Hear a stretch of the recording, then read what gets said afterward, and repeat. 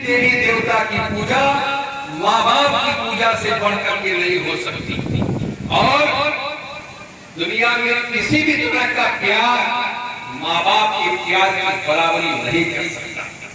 सम्मानित जमबंधुओं, दो तरह के देवी देवता होते हैं, एक दिखाई देने वाला और एक न दिखाई देने वाला। तो जो नहीं दिखाई देता, जो देवी देवता नहीं दिखाई देता, उससे मिलने के लिए, उससे अपनी मन्नत मांगने के लिए, उसको खोजने के लिए हम मंदिर मस्जिद गुरुद्वारा न जाने कहां कहां भटकते फिरते हैं और पूरा अपना जीवन को न्यौछावर बना देते हैं। वही एक दिखाई देने वाला देवी देवता होता है, जो कहीं और नहीं बल्कि हमारे आपके घरों में माँ बाप के रूप में होता है। तो जो दिखाई देने वाला देवी देवता होता है वह क्या करता है? वो हमारे जीवन को सुखमय बनाने के लिए, अच्छा बनाने के लिए, संपन्न बनाने के लिए, संस्कारी बनाने के लिए अपना जीवन न्यौछावर कर देता है। यानी दोनों देवी देवता में कितना अंतर है? एक जिसको हम पाने के लिए जाते हैं, अपना जीवन न्यौछावर कर देते हैं, सब कुछ न्यौछावर कर देते हैं, पता नहीं किसी को मिला नहीं मिला, हम तो कभी देखे नहीं, उसकी याद। वही हमारे घरों में देवी देवता जो दिखाई देने वाला है, वो हमारे जीवन को बनाने के लिए अपना जीवन न्यौछावर कर देता है। इसलिए जो दिखाई देने वाला है और न दिखाई देने वाला है, अगर ये आपने समझ लिया तो शैलेंद्र गौतम जी का जो प्रयास है वो सफल हो जाए। जो दिखाई देने वाला देवी देवता, साथियों, जो असली है, जो दिखाई देता है, जो सत्य है, जो शाश्वत सत्य है, जो सनातन है, जो असली है, जो प्राकृतिक है, यही भगवान बुद्ध का धर्म है। मैं समझता हूं यही तो भगवान बुद्ध का धर्म है, जो शाश्वत है, सत्य है, अस्थायी है, असली है, अपना है। यही तो भगवान बुद्ध का धर्म है और यही भगवान बुद्ध के धर्म को इस धरती पर स्थापित करने के लिए बाबा साहब डॉक्टर अम्बेडकर ने बड़ा यत्न किया था।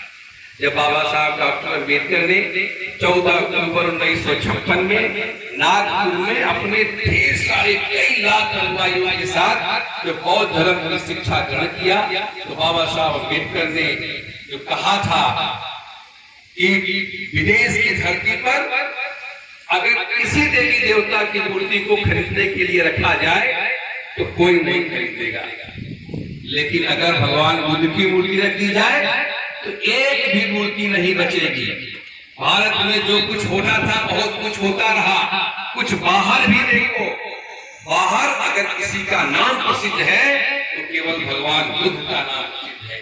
तो ये भला उन्होंने कहा कि भला ये धर्म फैले बगैर कैसे रहेगा? ये बाबा साहब डॉक्टर अम्बेडकर की इच्छा थी इस भारत की धरती पर बौद्ध धर्म फैले, यहाँ बुद्ध धर्म का प्रचार प्रसार हो। ऐसी परिस्थिति में मैं समझता हूँ कि शैलेंद्र गौतम जी ने जो अपने माता जी की याद में, उनकी स्मृति में जो बाबा साहब अम्बेडकर के कारवां को आगे बढ़ाने का काम किया है, मैं इनके लिए बहुत बहुत मंगल कामना करता हूँ। साथियों, भगवान बुद्ध ने कहा कि 4 तरह के आदमी होते हैं, 4 प्रकार के। अब आप लोग समझ लीजिए कि आपके गांव के शैलेंद्र गौतम जी किस प्रकार के आदमी हैं। भगवान बुद्ध ने कहा कि 4 तरह के आदमी होते हैं।